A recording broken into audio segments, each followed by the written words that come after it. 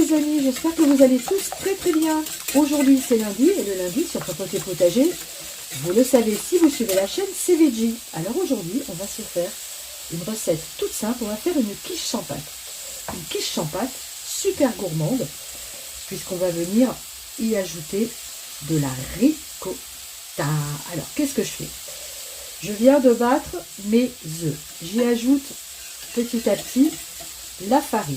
Pendant ce temps-là, je fais revenir 2 beaux oignons dans une poêle dans laquelle j'ai versé de l'huile d'olive, évidemment celle de mes partenaires Terra Delissa. Une fois que j'ai mélangé mes œufs et ma farine, je viens ajouter le lait. Je sale, je poivre. Je vais mettre des piments, c'est tout à fait optionnel. Si vous n'aimez pas le piment, vous n'en mettez pas. Et je remélange. C'est au tour de notre ricotta de venir agrémenter notre mélange. J'ai ici de l'ail qu'on a récolté il y a quelques jours au potager. Je vais venir en mettre dans ma quiche. Je vais le couper tout simplement en tout petits morceaux.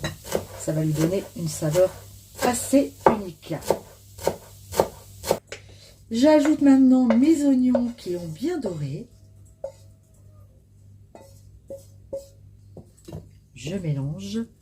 Et à la toute fin, je viens ajouter les tomates confites que je réalise lorsque la saison des tomates est là. Vous voyez, ce sont des tomates cerises ici qui ont été confites puis stérilisées. Alors on va enlever ici le petit pédoncule parce que ça se mange pas.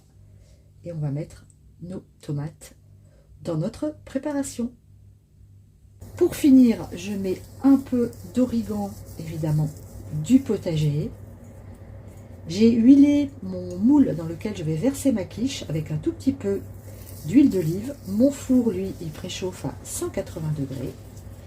Et on va pouvoir enfourner pour environ 40 minutes. Vous voyez à peu près l'épaisseur de votre quiche. Vous avez 2 cm de pâte. Alors choisissez le moule en fonction. Regardez ça comme c'est joli. Allez, ça file au four. Voilà notre quiche à la sortie du four. 40 minutes de cuisson. Regardez comme c'est joli. Alors je vous invite à la laisser un petit peu refroidir avant de la démouler. Et ensuite de venir la déguster avec une salade verte du potager, évidemment. Les amis, je vous embrasse et je vous dis à très très bientôt sur Popote et Potager.